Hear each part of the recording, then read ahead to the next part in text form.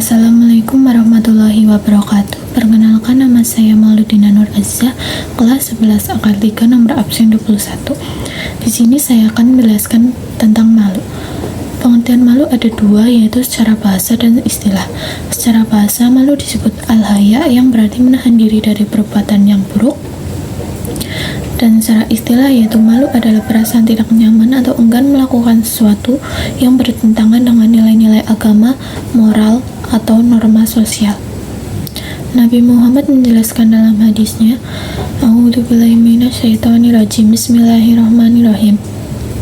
An Abdillahi ni Mas'udi qala Rasulullah sallallahu alaihi wasallam mastahyu minallahi haqqal haya'i qala qulna ya Rasulullah inna nasta'in wal hamdulillahi qala laisa daka wal lakinal istiya'a minallahi haqqal haya'i antafada ro'a sawama wal bad nawama hawa wal tadakurul mata wal bi'a wama aro'atal ahirota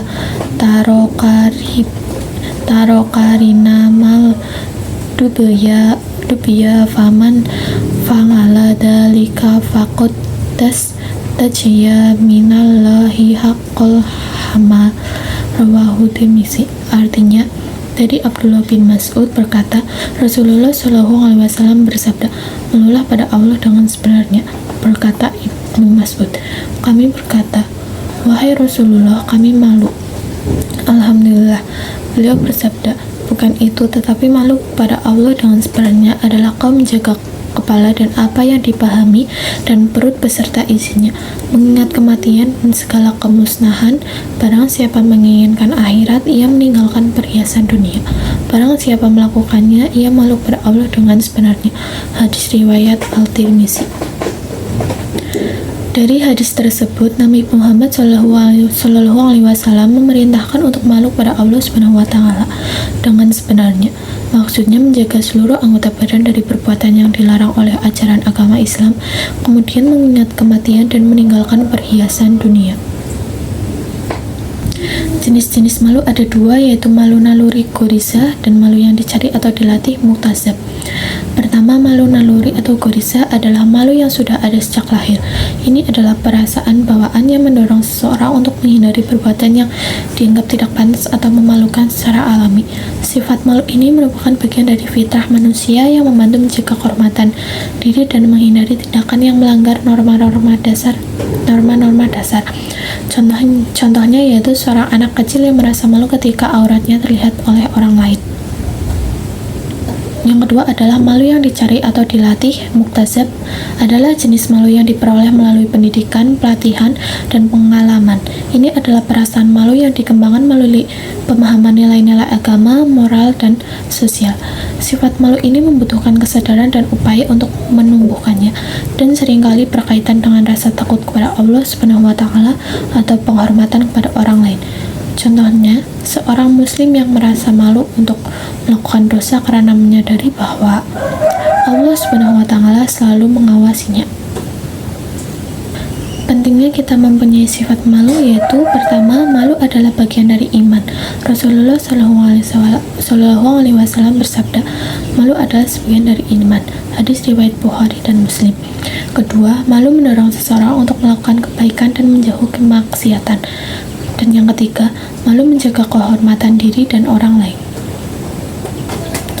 Manfaat mempunyai sifat malu yaitu pertama, mendorong perbuatan baik dan terpuji, kedua, mencegah perbuatan dosa dan maksiat, ketiga, menjaga diri dari perilaku yang tidak pantas, dan yang keempat, menciptakan lingkungan sosial yang harmonis.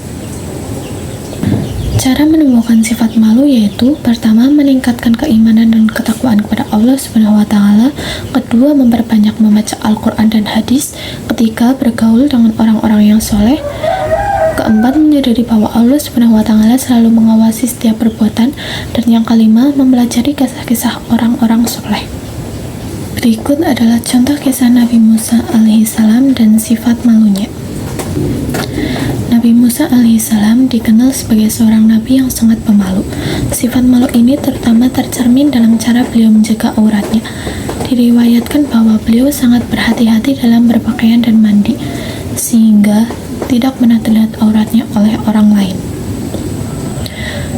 Suatu ketika, kaumnya atau Bani Israel mulai menyebarkan fitnah dan tuduhan bahwa Nabi Musa alaihissalam memiliki cacat pada tubuhnya. Allah Subhanahu wa Ta'ala yang Maha Mengetahui berkehendak untuk membersihkan nama baik Nabi Musa alaihissalam. Ketika Nabi Musa alaihissalam sedang mandi di sebuah sungai, beliau meletakkan pakaiannya di atas sebuah batu. Tiba-tiba batu tersebut bergerak dan membawa lari pakaiannya.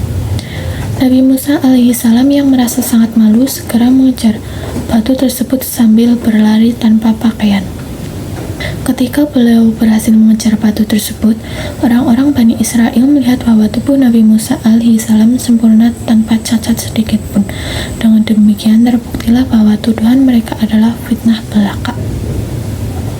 Dengan demikian, kisah Nabi Musa alaihissalam tentang malu memberikan pelajaran berharga bagi kita tentang pentingnya menjaga kesucian diri dan memiliki sifat malu yang terpuji. Itulah penjelasan tentang malu dari saya. Mohon maaf bila ada perkataan yang tidak berkenan dan terima kasih. Wassalamualaikum warahmatullahi wabarakatuh.